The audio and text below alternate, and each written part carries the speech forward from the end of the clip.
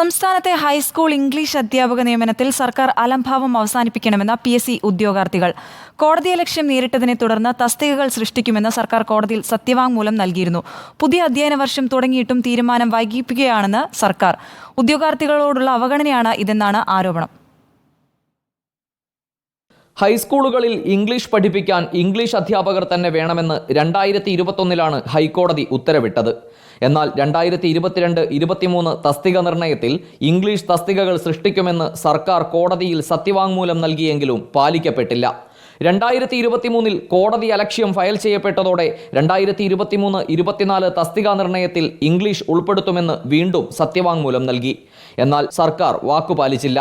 ഞങ്ങളുടെ റാങ്ക് ലിസ്റ്റിൽ ഉൾപ്പെട്ട മിക്കവരുടെയും അവസാനത്തെ ചാൻസാണിത്. മിക്കവരും ഏജ് ഓവറായി. അടുത്ത അക്കാഡമിക് വർഷത്തിലേക്ക് സ്റ്റാഫ് ഫിക്സേഷൻ നീട്ടിക്കൊണ്ട് പോകരുത് എന്നൊരു അപേക്ഷ മാത്രമേ ഞങ്ങളുടെ കയ്യിലുള്ളൂ.